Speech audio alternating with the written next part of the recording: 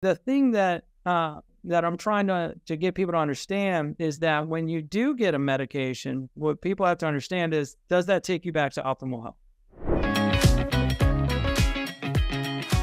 Dr. Andreas Boettcher, I'm so glad to catch up with you. When you jump onto your website, you get blown away with an incredible story and this enthusiasm and passion for aging gracefully, staying fit for life, and you bring some really interesting backstory to the table. So I can't wait to get into all aspects of aging gracefully and optimizing.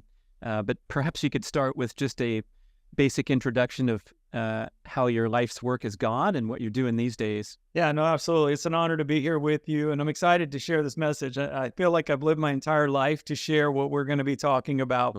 Here I turned 53 this year, and I really truly like to live by example. I'm a former practicing chiropractic physician. I built one of the largest practices back in the day in 2007 in just outside of Phoenix, Arizona. And I've always been passionate about health and wellness, and I learned it from lessons from my grandparents, which I'm sure we're going to get into later on in today's show. But really, it was just through that experience and taking care of patients and learning the lessons that I did as a young man, I started seeing that there was a common groove, there was a common element. Yes, aging is inevitable. However, how you age is a choice. And I started seeing the power of choices through my own life, my own family members' lives, my patients' lives. And the biggest regret that I often saw among my more senior patients, if you will, is, gosh, Dr. Andreas, if I had just taken care of my health when I had the chance. And that is a regret that I don't want to see anyone live, because irregardless of where people sit over the challenges we've had over the last few years, I personally have been very frustrated by the lack of the message of health and wellness in general. We're not defenseless, helpless human beings that just simply need to get overweight, get out of shape, and have aches and pains and have a low quality of life. And so I really want to take this message and take this opportunity to empower people to declare it's only halftime and decide how they want to exit the locker room, if you will, and finish this game of life. Only this is no game. This is your life. And life is not a dress rehearsal. And the sooner we get started in taking charge of our most precious asset, the better our ability to not only have longevity. I'm not the guy that says, hey, I'm going to live to be 120. I don't know what's God's plan for me.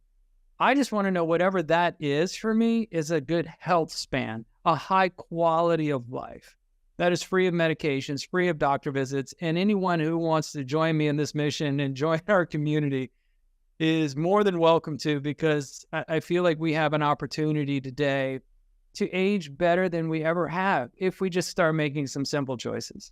Yeah, it seems like one thing to overcome is this cultural programming where we are now socialized to see the norm.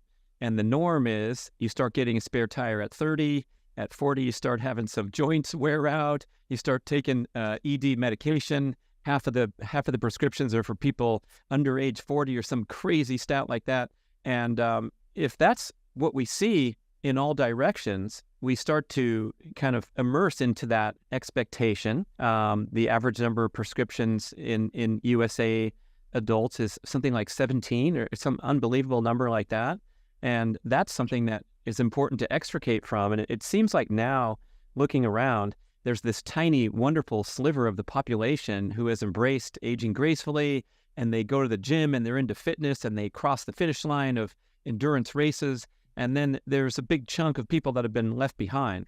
Yeah, there has. It's a growing acceptance of what I call a declining average. And it begins with what I feel is, I call it the unspoken pandemic. It's a keynote address that I have. And if we can, I think if we talk about this, this will be really powerful, because it really gets at the crux, in my opinion, at the root of this paradigm. It's a paradigm. This is a set of beliefs. Everything you just outlined is based on a set of beliefs that have now become standard, that have become accepted.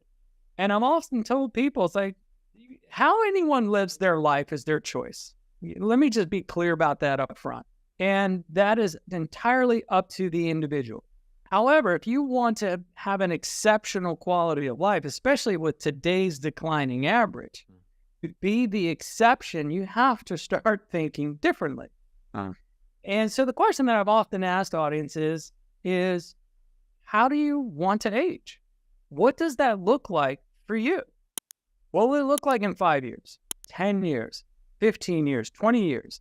Will you be playing with your kids as they get older? Will you be working out in the gym when they're teenagers? Will you be playing with your grandkids? Will you be free of a walker, free of a wheelchair, have nothing to do with a nursing home? What does that ultimately look like for you? And so many people aren't very clear on that because they set these kind of esoteric type of goals. Well, I just need to lose 20 pounds, or I just need to fit into this dress for this wedding. I just need to get ready for this reunion. And we're not thinking long term. And so the beautiful part is it's actually easier than most people think. And I'm a big fan of biohacking, and there's a lot of science and a lot of data. However, I'm a big fan of the foundation, the blocking and tackling, the simple fundamentals of the basic foods we were designed to eat, the ways that our body was designed to move, how it can perform, where exercise is a celebration of what your body can do, not a punishment for what it ate. And so when we start thinking about this, and bear with me as I kind of go through this, and we can kind of talk back and forth, because in my opinion and in my experience, and I've delivered this keynote in Turkey, I've been in Moscow, I've been all over the world, and this resonates and hits home every single time. Because in my opinion, you get this concept, you will start redefining your age. You will start becoming the exception. And I often tell people, if you do what your average neighbor does down the street, you're going to get what your average neighbor gets, which you just eloquently outlined. The average, 60% of Americans are on at least one medication, if not more. Over 50% of the American population is now obese, chronically obese. Every chronic disease is on the rise. It doesn't matter whether it's, diabetes, comorbidities, right? Metabolic syndrome, thyroid disorders, low T, hormone imbalances, cardiovascular disease, cancer, stroke, you name it. At some point, we got to stop and say, what's not working? Or is it? I mean, we are the most medicated nation in the planet, so it must be the healthiest, right? And if we look at all the statistics, every category is on the rise, and that's just the children I'm talking about. I haven't even talked about the adults. And it breaks my heart, and it's not necessary. It begins with that simple question, right, that I asked the audience is, how do you want to age? Now you get clear on what that is, we need to get clear on what health is, right? And if you ask people, well, how do you define health? What do you most typically get? A healthy weight would be a starting judgment, I guess. Yeah, healthy weight. I mean, most people just base it on how they feel. Well, I feel fine. Nothing hurts. Everything is great. I just got the routine, headaches. I've just got the routine migraines. I have some trouble focusing at work. I got the routine tire around my midsection. That's that growing acceptance of a declining average. None of those things are normal. But then I'll ask people, I say, well, look, I don't fault you for thinking that. I mean, at the end of the day, not everyone's a physician. And, you're just wanting to live and thrive and have a wonderful life. Now, the question then becomes, what is the first symptom of cancer? What is the first symptom of a heart attack or cardiovascular disease? Right? It's a heart attack, and 50% of those are fatal, right? What's the first symptom of atherosclerosis, right? Diabetes, insulin resistance, any of these factors, right? See, the problem is in today's mechanistic approach to health and wellness, right? If nothing's broken, you don't need to fix it, right? And if it's broken, it's a very mechanistic approach. It's a mechanical approach, right? It's like how we approach fixing a car. But the human body is more beautiful, more eloquent than that. And that mechanistic approach fails to take into account how long each of those conditions have been there. Because every one of those conditions that I've just listed, right, we treat disease as if it's an event, something that you caught. Outside of a viral infection or a respiratory infection, that's something completely different. I'm just talking about in general chronic disease. And so we treat it as if we caught it overnight. Oh, I just got diabetes. Got cardiovascular disease. I just got hypertension. I just got high cholesterol. Because of my family history, of course. That's why I caught it. Yeah. Yeah. And I just caught it, and that's just the way it is. That's inevitable. And I've got my orange little bottle, and I'm good. Right? And so that's the mentality out there. And versus thinking about addressing the real pandemic, which I'll get to in a moment, right? So if we think about health is really the balance of mental and physical and spiritual well-being, not merely the absence of disease, symptoms, and infirmity. Okay? Now, the question then becomes, what interferes? So if we have optimal health up here, okay, what interferes with our body's ability to be healthy? Well, in my opinion, you can lump all of it into really three major categories: physical, chemical, and emotional stress, right? Physical being accident, injuries, trauma, so forth, okay? Emotional stress, right? Day in the life, career, family, kids, divorce, bankruptcy, just life in general, okay? And then there's chemical stress. Pollutions, pesticides, hormones, but also what people fail to realize are medications. Recreational drugs. Okay, we hear it on all the wonderful commercials, right? Don't take this if you have nausea, vomiting, decreased length of health and healing time, and you are prone to cardiovascular. And that was good. Good, right? Good speed there, Dr. Andreas. You got to talk really fast when you talk about the side effects. So headaches are common as well. It's not so disease. Exactly. Like it's nothing. And then, a family's playing in the park, and I just think to myself, who raises their hand and says, yes, give me some of that. Okay. And we'll get to the unspoken pandemic. You might be figuring this out as we go along.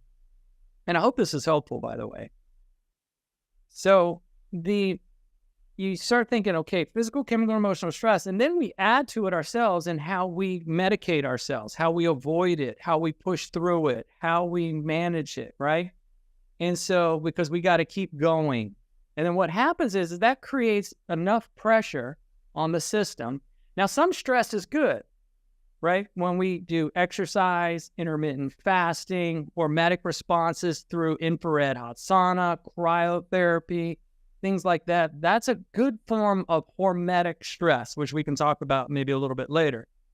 But what I'm talking about is that self-induced stress and compounded on top of external stress, how we choose to see events in our lives, okay? And so that then creates a process of dis-ease in the body. And notice I kind of said it hyphenated, meaning the body has to lose function first before it can manifest itself into disease, symptoms, or infirmity. Cancer is not an event. It didn't happen overnight. Neither did cardiovascular disease or anything else, right? Many people are already far down this continuum and just don't know because they keep medicating the warning lights, right? So they can push through. And this is the slippery slope that many Americans are on. Unfortunately, it doesn't have to be that way because we can choose how we handle that stress better. And what we teach is how to leverage that stress, because stress is just energy. We give that stress meaning, and we get to choose what we can do with it. And the way that I tend to look at it, the beauty of all that external stress is there's plenty of it in the world. We all face it, right? It's just what we choose to do with it. It can fuel us or it can suppress us, right? Mm-hmm. And so I had the same thing going on in my own life. Many people will look at my photos or see what I do with my fitness these days, and they don't see the backstory, right? The ups and downs, the emergency back surgery that I had, my own autoimmune condition, my own low testosterone that I've had. And every time when I was down there, remember, I was in a diseased state that when it's left there long enough, then becomes asymptomatic pathology. Now you've got pathology, you've got disease. You just don't know it yet because there's no symptoms. It could be detected in a blood test, a urine test, a CAT scan, MRI, blood pressure reading, lab results. Okay. And so that's now asymptomatic pathology. Now, the doctors wanted to put me on medication, right? Because then it becomes pathology. You're now diagnosed with XYZ, and you will typically walk out with a prescription. Now, I'm not saying there's not a time and place for proper medication. That's not what I'm saying. But the question that I often ask doctors is, how are we doing the patient a disservice if we haven't talked about the lifestyle factors that have led down this path? All too many are just too busy. They don't have time to teach that component.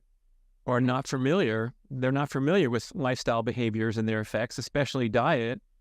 Even worse, they dispense dietary information without having any true training, knowledge, awareness. It's just party line, bad advice instead of none advice would be much better than getting bad advice.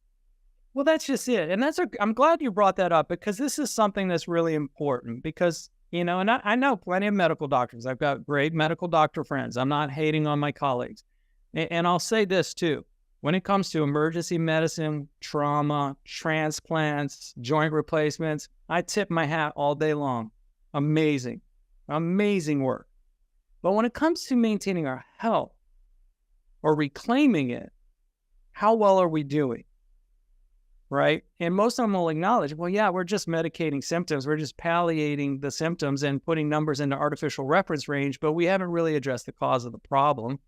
Right? I often ask people, I say, well, is your XYZ condition a result of a lack of an orange little bottle in your bloodstream? And well, no, of course not. So then have we really addressed the cause? And then they say, well, yeah, my genetics are part of the problem. Well, that's 20% of the equation, generously speaking. Then we have the whole science of epigenetics. How do we turn genes on and off based on how we manage stress, right? And if your genetics are stacked against you, you darn well better be paying attention up here more, okay, rather than using it as an excuse to stay down here, right? And so, the thing that I'm trying to get people to understand is that when you do get a medication, what people have to understand is, does that take you back to optimal health? And when I ask people that, they invariably say no. What does it do? It takes you back to asymptomatic pathology. So you haven't returned back to optimal health, right? You're now what's called pharmaceutically dependent, because 80% of medications are prescribed for life. Wow. Now, that's heavy, man. It's very heavy. This is a heavy topic because people are thinking they're doing the right thing. They're giving their bodies every chance to age well, where in my opinion, they're just suppressing the problem so that they can move on. Yeah, I wonder what percentage of prescription indulgence is acknowledging that they're just going for a shortcut and relief of symptoms, and then what percentage are deluded that this is actually the path to preventing heart disease by taking your statin. I don't know. Well, that's just it. And, and then it becomes, how do we actually look at the labs? And, they just look at the LDL ratio and not necessarily what is the HDL to triglyceride ratio, which to me is more important. Okay. You want to have low triglyceride levels with high HDL. And that normally should be around a 1-to-1 or 2-to-1 type of ratio. Okay. HDL to triglycerides. And so that to me, when I look at labs, is very important number, more to me than the LDL, because LDL is so important for cell membrane function, hormone function. Right. It's not evil. It's not evil. Yeah. The doctor just last month said, your good cholesterol is this and your bad cholesterol. I said, we don't say bad anymore, but they had absolutely no awareness of the discussion pattern here, because most people are 40 years behind the emerging research. And you mentioned this opinion, and it's also shared by great leaders like Dr. Kate Shanahan, Dr. Ron Sinha, looking at that HDL to triglycerides ratio as the key heart disease risk metric, vastly superior to just the basic blood work that we get and that doctors operate on or go by typically. Yeah. And I'll even share my own lab results. I think my LDL is like 164. So well above the 100. They would put me on a statin. Well, I obviously I personally won't do it. Okay. Number one, for many reasons. But more importantly for me is looking at that ratio, because it's insulin resistance that's the problem. That's what we need to be looking at. That's what increases your risk for an inflammatory condition in a chronic state that damages the interior of the arterial wall, that allows the LDL to actually get locked in and build those plaques. LDL is actually part of the repair process. It's almost like the firemen rushing into a burning building that gets trapped. They're there to do good. They're not there to do evil. Now, this is something to take with your doctor, which brings me back to a point that you were talking about earlier that I really encourage people to do.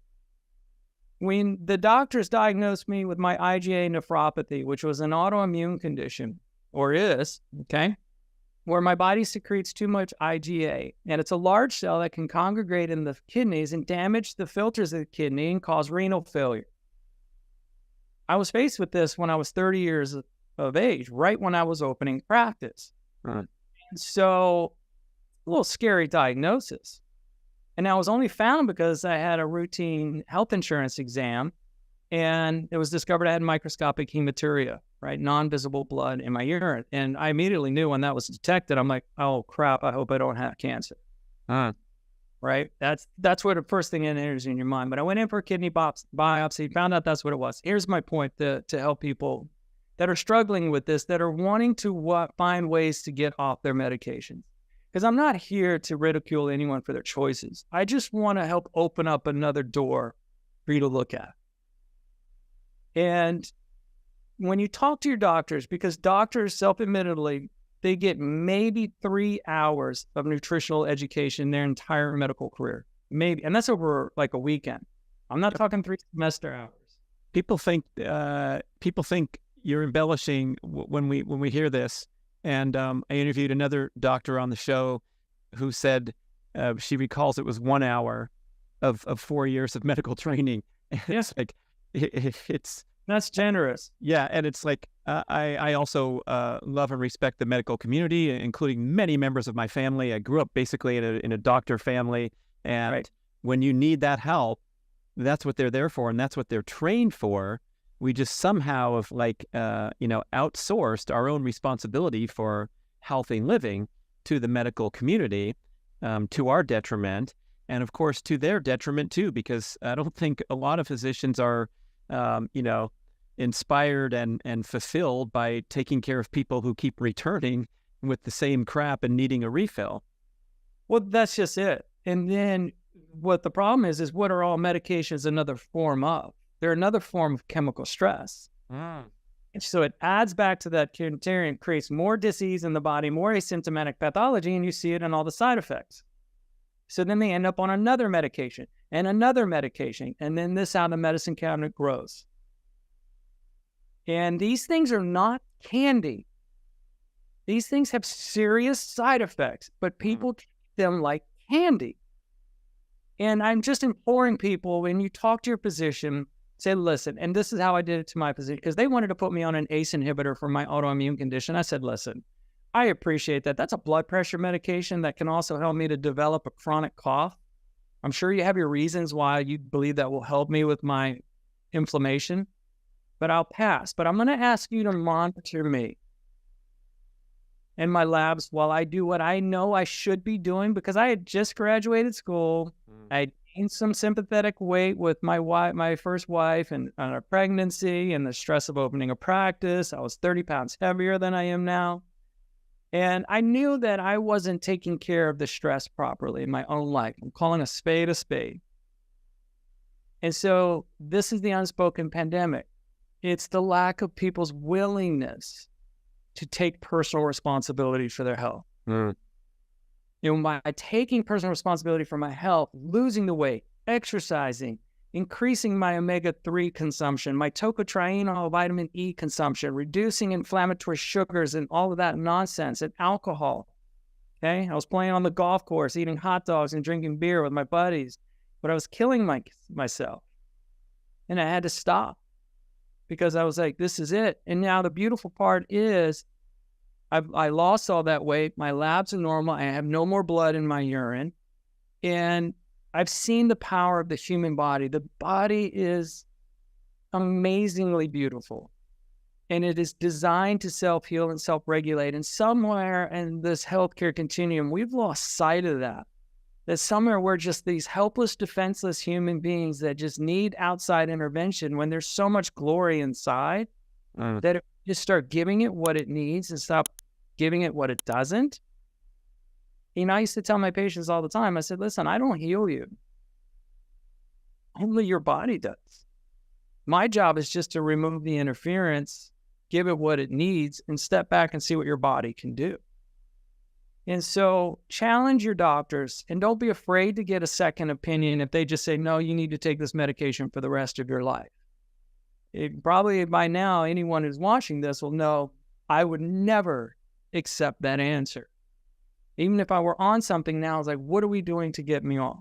And so that is what I really want people to understand, because when you start playing down here, that's a very, very slippery slope that doesn't help our ability to age well and age gracefully. And if you look at that and you look at the average statistics that we talked about, you know, we are now looking at a point in our first time in history that mortality is going up and life expectancy is going down. And so what my mission has become is, let's get back to the basics, the blocking and tackling and the fundamentals. Yes, we can biohack and we can do all that, but a lot of people still don't take care of their lifestyle properly, and they think biohack is going to come rescue them. And so I bring people all the way back to those basics, and then we get the foundation in place of the right nutrition, the right fitness, the right training, the right mindset, and then we can add in the right supplements and the right biohacks. Then you really start to tap in to what's possible as we age. Yeah, it's kind of like the popularity of hormone replacement and getting that boost in your testosterone while you're living a overly stressful, inflammatory lifestyle, and it can actually go to waste. You can aromatize the testosterone that you're taking in, which means convert it into estrogen, and just being left in a deeper hole that you're digging. So, from your perspective, what do you think are the most powerful and immediate interventions that someone can take to turn the corner, and maybe talk about what you did to get out of your hole and all the litany of issues that you mentioned to become obviously, apparently much healthier and fitter at 53, you said, than you were at 33 or whatever previous age. Yeah, no, it's really quite simple. And I really focus on, in my community, we have a free app that people can download and join us. It's like a Facebook group on an Olympic level, if you will, meaning, you get to interact with my wife and I, and we answer questions. And in there, we have a program. It's called 7 Simple Shifts for 7 Days to Jumpstart Your Age-Defying Journey. And they're really basic. And there's really 2 premises that I focus on with people that they can really start doing right now. And I already touched on one a bit, is focusing on insulin resistance. Knowing insulin resistance is at the root cause of so many comorbidity factors, metabolic syndrome, diabetes, cardiovascular disease, cancer, you name it. And whether that's wearing a continuous glucose monitor that people may need to do to get an idea of where they're at, get your labs done, take a look at your HDL to triglyceride ratio. It's one of the biggest markers that I look for to detect early onset of insulin resistance. And then the other component is inflammation. You've got to reduce the amount of inflammation that's in the body. And so that's looking at the obvious stuff, the basic stuff that we all inevitably know, right? We all know that we should exercise, and then we sit on the couch and we wait for that feeling to go away.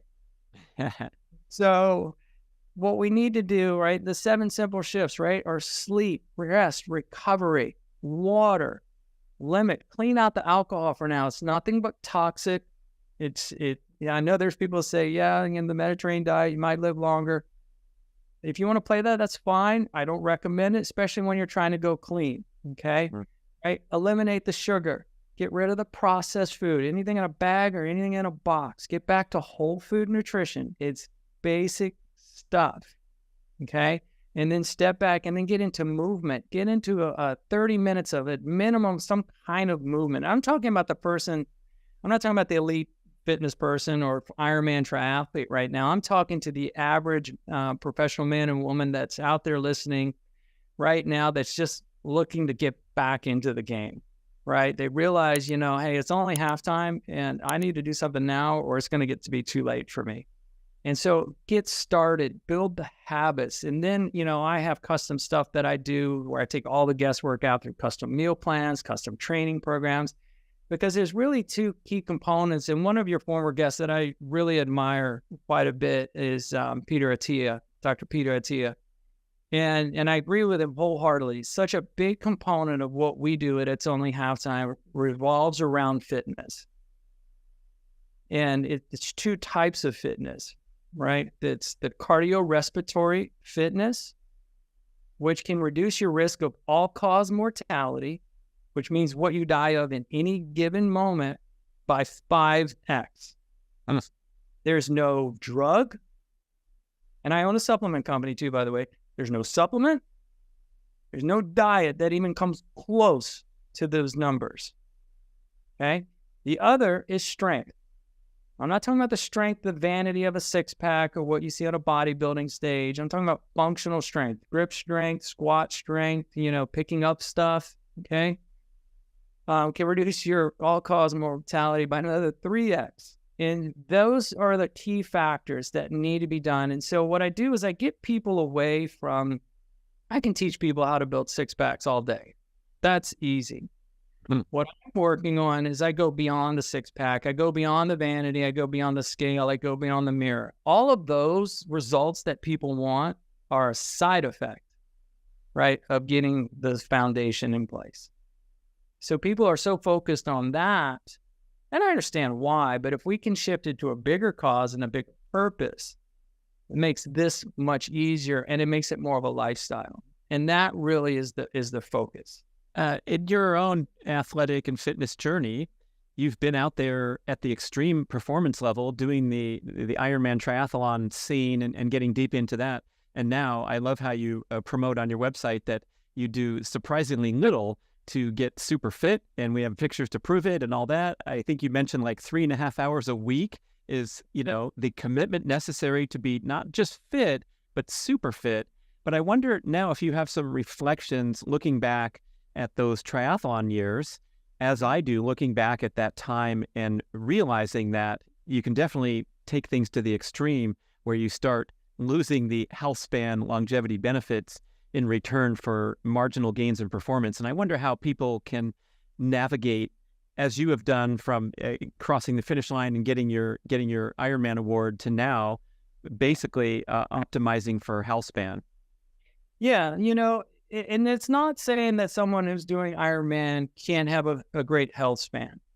But in my opinion, this type of athletic performance and demand requires an even more exceptional level of nutrition, supplementation, recovery, and performance than the average person. Now, I do what I do now because I enjoy other things in my life.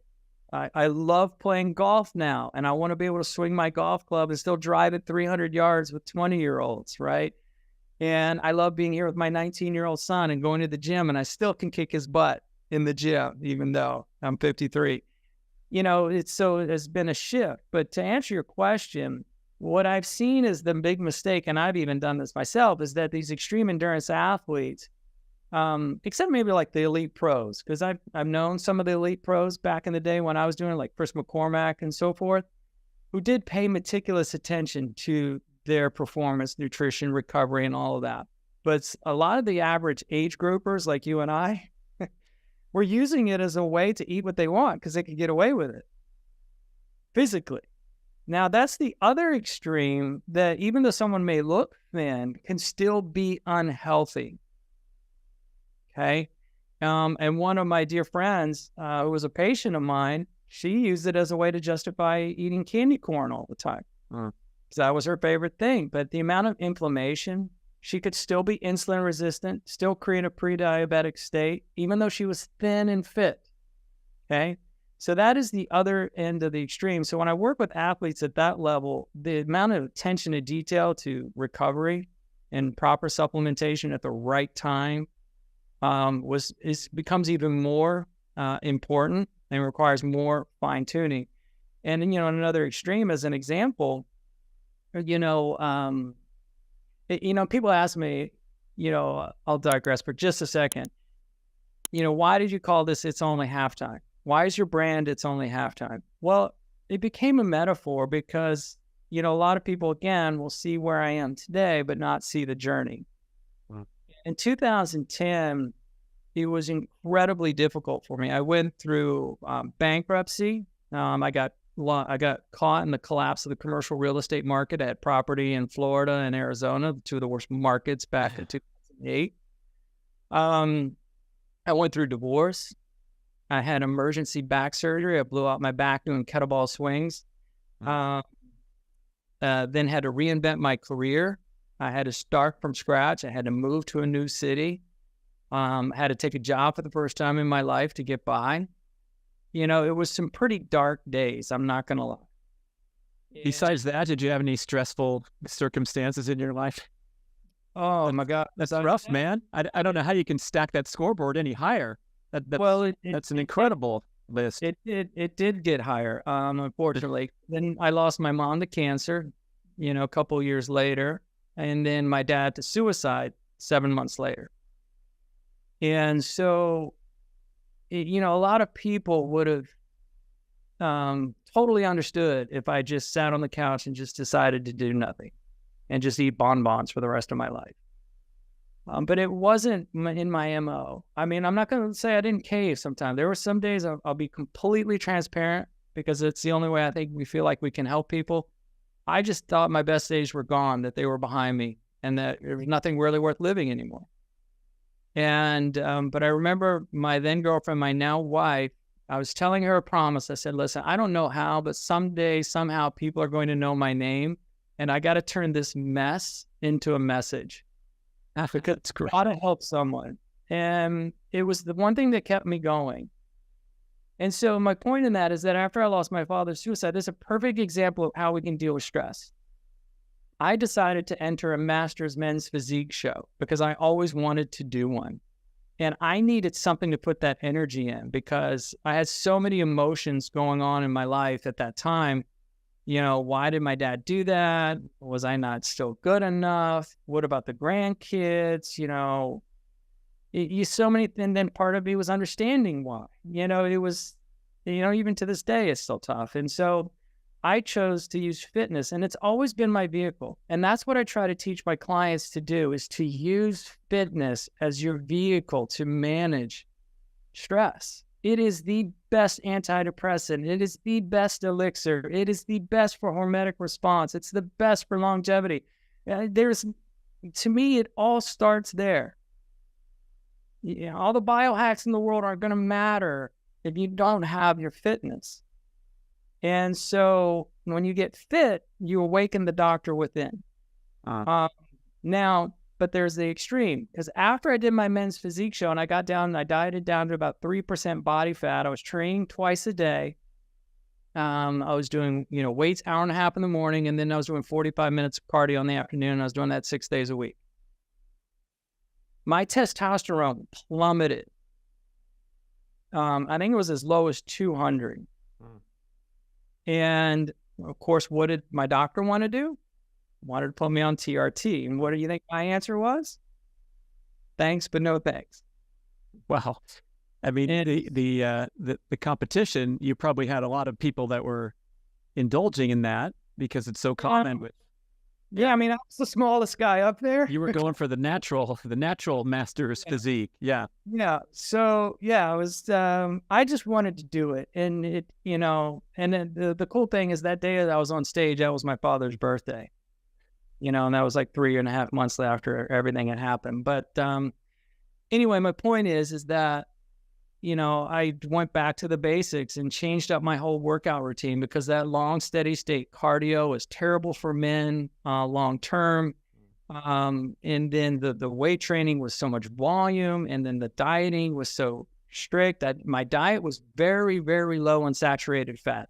And so that was one of the things that I immediately did. So I'm going to talk to the guys for the second, because I know so many of you guys are on TRT, and TRT is not just candy again. You need to have a doctor who needs to know what they're doing, and it needs to be constantly monitored. Because remember, the body always wants to stay in homeostasis.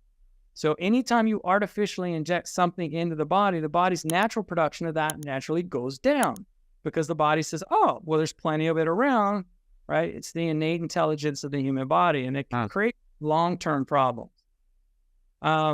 So anyway, changed up my sleep. I got rid of the long, steady state cardio, backed it way down to 3 days of, interval type of cardio sessions, and there's 3 days a week of weight training, each muscle group once a week, lighter weight, up my saturated fat intake.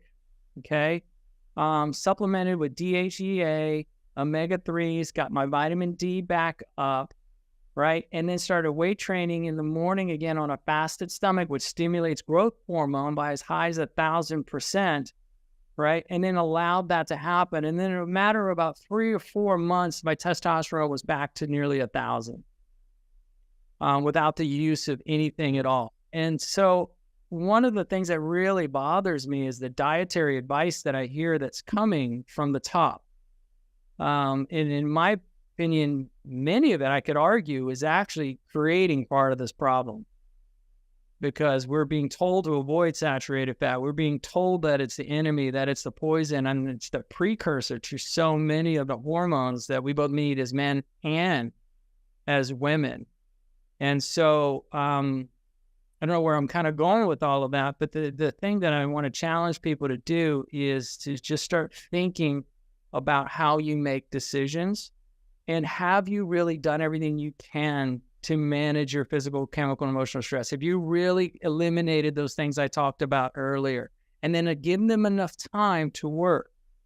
When I created the 7x7 day challenge, when people follow it, I can see it in their face.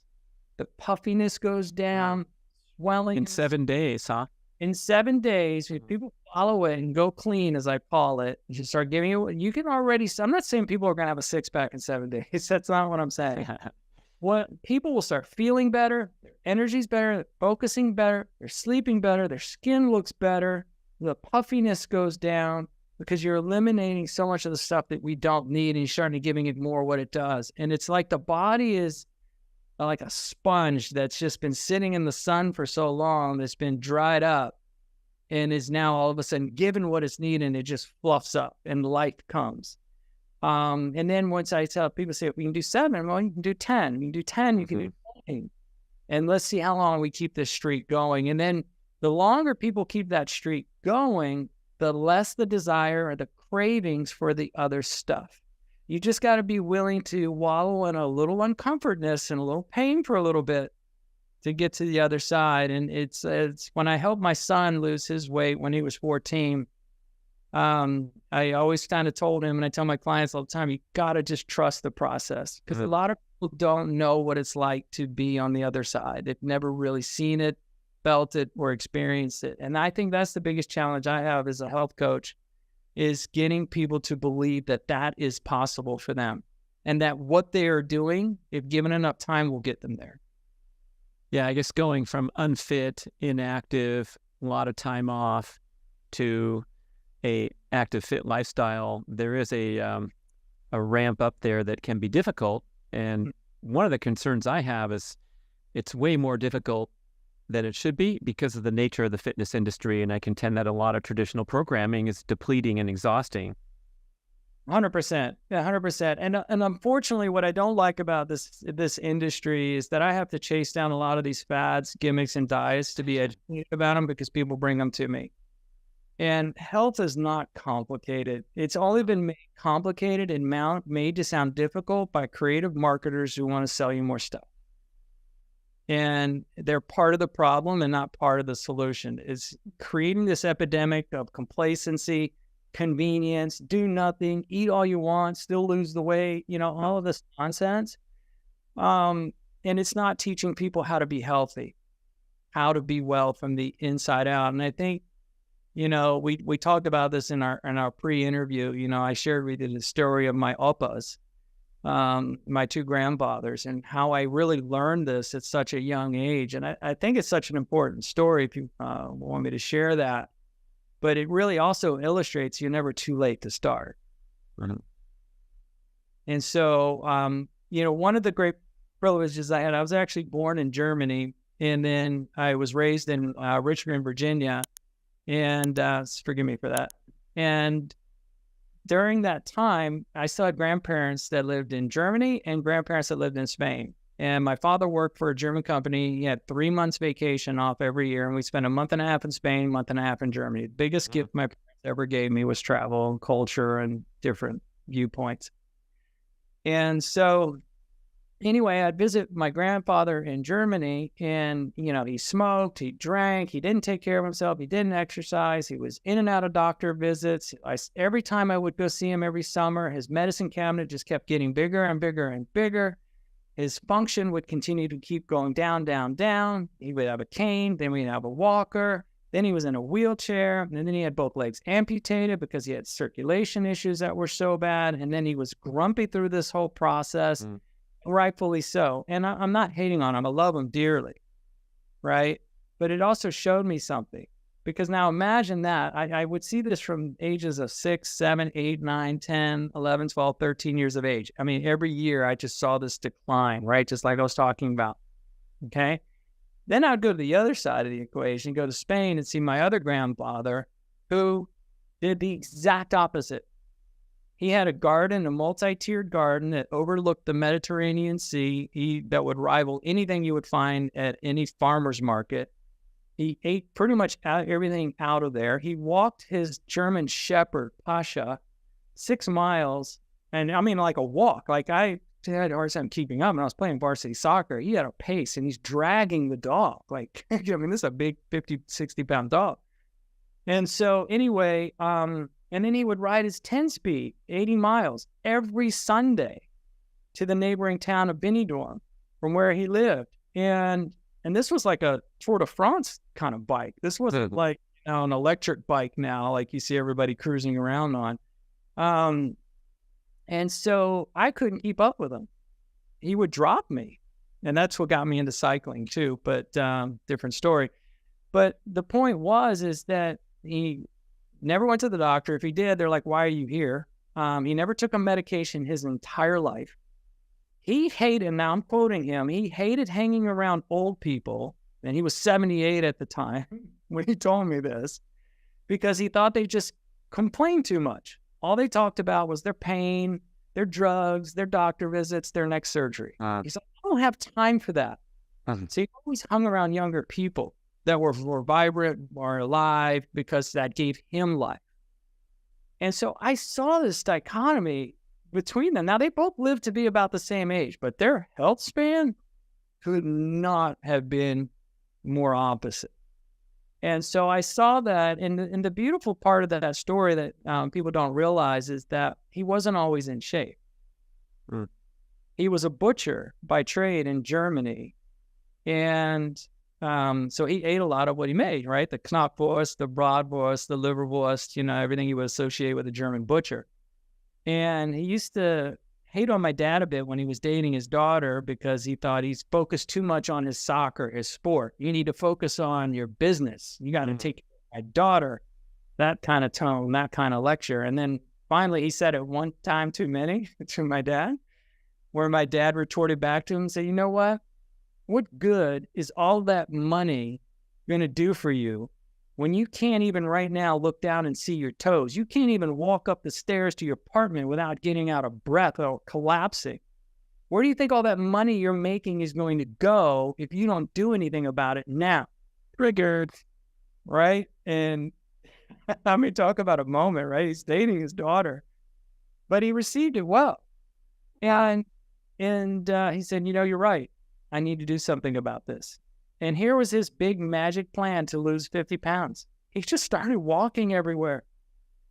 Not rocket science. He stopped eating the junk, started eating whole food meat, right? and fresh fruits and veggies, simple stuff, right? Stop the alcohol, stop the sugar, and then just started walking. And I remember this distinctly. It was, I forget, like he would make us pull over. We would be a block from his house or 2 blocks from his home. He said, just drop me off. I'm going to walk the rest of the way. Then that block would turn into a mile. He goes, oh, just, you know what? Drop me off here. I'm going to walk the rest of the way home. I'll see you when you get there. And then that, he would walk his errands, and then, he'd walk the buildings instead of the escalator and all of that stuff. And that was his magic plan. And it worked. He lost 50 pounds and then lived the life that I explained earlier. And I share that in hopes to inspire people that, it's never too late. It's only halftime. But you got to choose to decide how you want to come out of the locker room. So clearly you were inspired from a young age, and now you're living your true destiny and your authentic self. But I wonder if we can go back to that detour you took when your health got out of balance, even as you were a chiropractic student, which is so focused on wellness and holistic health. How does that happen? And then what was the magic of you to recalibrate, especially through all those difficulties? Yeah, I mean, it's been kind of an up and down journey. I remember going through chiropractic school, carrying a cooler with me to stay on track. I was a full-time chiropractic student. Was paying my own way. I was working a personal training job at nights after school during the week, and then I was waiting tables at Outback Steakhouse on Friday and Saturday nights. But I wouldn't eat it there. I just wouldn't do it. But so, I did really well, during that time. But then life happened, right? I graduated school, go into debt to start a practice, family, kids. I was playing golf. Like I told you, I gained weight, got out of shape. But I always remembered the story of my grandfathers. Mm-hmm. And even if I strayed away from it, I always said, whoa, wait a minute, you can still decide to do something different. And I think, recognizing that I didn't want so the way that I was, when I was younger, even when I was playing soccer, when I go to the doctor for knee pain, I will never forget one time he wanted to hand me some samples that his pharmaceutical sales rep brought in. And he said, here, take these for your knee pain. And even then, it didn't make sense to me. It still doesn't. I'm like, what is this going to do for my knee pain? I don't get it. And he said, well, it'll block the pathway so you don't feel it, so it cuts off the communication in the brain. But I said, but the problem's still there. So it's like a rock in my shoe. I just can't feel it now, right? And he said, well, yeah, but at least pain will go away. And I'm like, nah, I don't want that. I want to feel the pain so that my body tells me, hey, don't do that, stupid. That's going to hurt. And you need to start modifying it. And so, I think remembering all those lessons, and then when the fan really hit, like it did in 2010, it was that impetus of remembering those lessons and seeing so many patients that I helped over time. And now it was time for me to really live up to that. And so that was really the impetus behind that, and knowing I better start doing something, because I was faced with one, I thought it was cancer at first, like I mentioned, but then the fact that I could lose my kidney someday. And I don't know if you've ever been to a dialysis center. No. I'll tell you, and I saw this firsthand with my father-in-law. If people want to get a real motivation to start taking charge of their health, go visit a long-term care facility or a dialysis center. Do a field trip. It'll change your life and your outlook, because it is one of the saddest, most tragic things. Now, sometimes things happen. I get it. I understand that. But so much of that is self-inflicted and is not necessary. And so I think, for me, facing the potential of that was like, whoa, this is it. I have to manage this. And so even though my numbers are normal now, okay, I manage my kidney markers, right? I look at my creatinine clearance. I look at my bun, right? I look at my hematuria, if it's there or not, protein levels, all these basic markers of renal function. I stay on top of them, because then this is the mistake I also see people making, is they think, oh, I've got the numbers back to normal. Now I can go back to doing the stuff that got me there. I'm fixed. There's no finish line to health, but 6 feet under. Yeah. So that finish line, it's a lifelong endeavor. And really what I'm trying to do is to impart people that it doesn't take a lot to move the needle in a big way. And so I focus on what's the minimal effective dose to get the result so that I can still do the other things that I want in my life for as long as I can. Well said, Dr. Andreas. That's great stuff. I especially like that description the doctor gave about how this pill is going to help your knee pain. It shuts off the signaling between the knee and the brain so you don't feel the pain. And even that right there is such an amazing wake-up call, because the body, expresses pain for very important reasons. And then when you shut it off, that then allows you to go do more damage. It's just the basics of the natural laws of the universe. It is. And it's the same thing that happened when I had my emergency back surgery. When I blew out my disc, 75% of the disc had herniated into the spinal canal. It was the largest herniation my neurosurgeon had saw. And they wanted to put me on Oxycontin after. I'm like, no, you don't. And I said, let me just have this pain. And the next day I was out, now bear in mind, I was just doing Ironman triathlons maybe a month or two before. And now I was just happy to go for a walk on the beach. That's how bad it was. But I didn't numb up the pain. It hurt. But I said, no, that pain is there. And so I have to work around it. And so that was another impetus behind all of that, is I wanted to stabilize my spine and my back, doing what I had studied, being a chiropractor, and focus on my core strength and my flexibility. And knock on wood, I'm still racing a 450-pound stand-up jet ski with 20-year-olds at 53. I'm still swinging the golf club. But I work at it so that I can enjoy those things. And that, to me, the ultimate ROI. And I think one of the big mistakes that I see people making is they think, well, this is inconvenient, and you just don't have time. Maybe. But I think I've proven to you, if you have the priority, you'll find the time. Because if you don't, your body will find it for you, and you may not like when it does.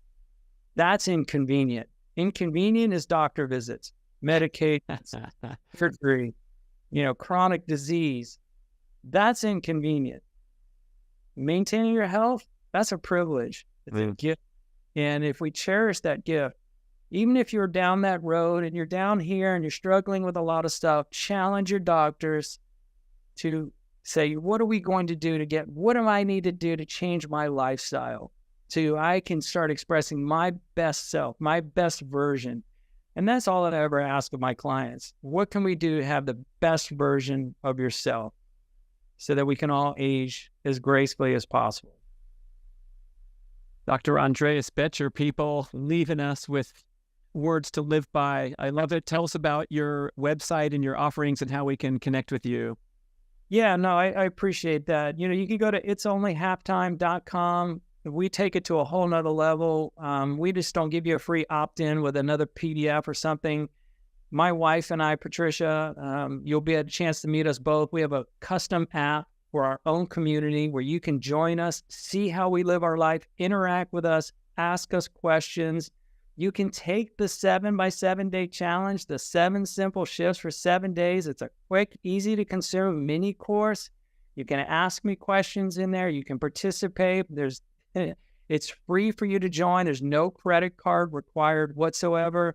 I do offer custom meal plans, custom coaching, custom fitness programs where I take all of the guesswork out around your life, fit it in, make it work.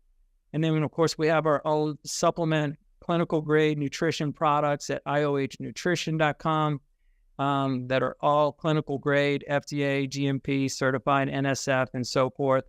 But I use them as tools when I work with my one-on-one clients because I review the labs and make custom recommendations. And even more than happy to work with your physician and say, hey, here's the protocol we're putting together. Run it by them, make sure they monitor you with them, and let's see what we can do to help you to start reclaiming your health to the best of your abilities. Love it. IOH, like it's only halftime IOH nutrition. So I'm only 58, so I'm not quite at halftime yet. Will it still benefit me to Love it. engage with your content?